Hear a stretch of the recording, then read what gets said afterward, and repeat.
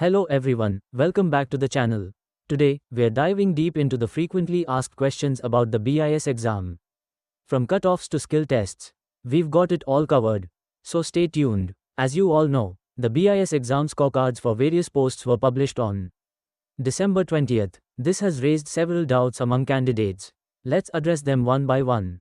The first one, is there any sectional cutoff? The answer is given in the notification itself. As you read this, cutoffs are applied in two stages, on scores in individual tests, and on total score. Next one is, candidates who achieve an aggregate score of 50% will be shortlisted for the skill test. The answer is no, because the candidates will be required to secure at least 50% marks in aggregate out of total maximum marks in exam, to be considered for further selection process, not for qualifying in skill test. So 50% mark is only for considering. The next one is, how many candidates will qualify for each posts? This question was asked through RTI and the answer was this. Read this highlighted lines. The number of candidates to be called for skill test shall be not more than 4 times the number of vacancies advertised. Among the candidates, those who scored 50% marks in aggregate. Next question is, what will be the score needed to qualify for the skill test? To answer this, we need to analyze through previous year's recruitment data. Focus on this number of vacancies and total candidates shortlisted for skill test. It is a bit more than 4 times the number of vacancies. Score need to qualify for the skill test, or the cutoff, will depends upon the total number of vacancies and category of the candidates. For example, I will show you how we found this cutoff marks of previous year recruitment. Let's consider post of ASO in 2022 recruitment. The vacancy was 47. Number of candidates shortlisted for skill test is 191. And the UR cutoff is 131. Let me explain how we got to this mark. This is the list of candidates qualified for skill test. From this, the last UR category candidate is this. Now let's search this candidate's number in Scorecard PDF. We can see his marks as 131. Similarly, we found out OBC, SC, ST, and AWS category marks of the last selected candidates from this PDF to find out the required marks for qualifying for skill test in both SSA and ASO post. So, basically this is not cutoff. It's the marks of the last persons in category wise who qualified for skill test. It's not possible to find out the cutoff until they upload the list of candidates who qualified for skill test. The number of candidates in that list will be around 4 times the vacancy per post, which will also depends on the category of candidates. Or, we can say category-wise vacancies. What we can do is, we can calculate the expected number of candidates to be shortlisted, which will be 4 times the number of vacancies advertised. But it doesn't mean that you will not be qualified for skill test if your rank in Scorecard PDF is less compared to the expected number of candidates to be shortlisted. For an example, again consider the post of ASO from 2022 recruitment. Here the last OBC candidate's rank in Scorecard list is 296.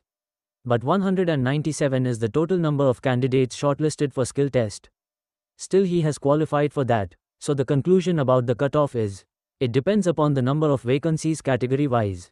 For clarity, we need to wait for the notice for the skill test, along with the list of shortlisted candidates' names to be released. This will be discussed further for the next question. How can candidates know when they will be called for the skill test? For this, as we go through the previous year data, Scorecard was released on October 11th. And notice for skill test with shortlisted candidates' name was released on December 27th. It shows the date of skill test to be conducted for various posts, along with selected candidates' names. Now let's talk about this year's recruitment. The scorecard was released on December 20th. We can expect the notice for skill test with shortlisted candidates' name will be released on February 2nd or 3rd week, and skill test on March 1st or 2nd week. But if your rank is in a range of expected number of candidates to be shortlisted, start preparing for the skill test, because in 2022, the number of candidates qualified in skill test is less than the vacancy, which shows the importance of skill test. The next doubt is, when can we expect the Senior Secretariat Assistant and Junior Secretariat Assistant results? BIS has informed that the results for this above mentioned posts will be declared shortly, which we can expect within 1 or 2 weeks. The scorecards for these posts have been released. You can check them using the link provided in the description. Now, this is the last and most frequently asked doubt. What is this NSQF Level 4, 5, 6 Computer Proficiency Test? How is it conducted? Is it practical or theoretical? Do we need to study the entire NSQF syllabus? Some people on YouTube are saying that the questions will be MCQ based, while others are claiming that the questions will be more difficult, based on the NSQF syllabus. However, when I contacted some candidates who appeared for the skill test during the 2022 recruitment, they mentioned that it mainly involved performing basic operations in Microsoft Word, Excel, and PowerPoint. So, what you need to do is practice thoroughly on MS Office and familiarize yourself with its techniques. The skill test is just as important as the online test. Looking at the previous year's data, it's clear that many candidates failed the skill test due to a lack of practice and knowledge. We are also creating one of the best roadmaps for clearing the SBIJ exam 2024, with a perfect strategy for both prelims and mains. This will include a timetable schedule, section-wise strategies, previous year analysis, and much more. Stay tuned. That's all for today's video. Don't forget to subscribe for more exam updates and tips. If you have any more questions, drop them in the comments, and we'll answer them.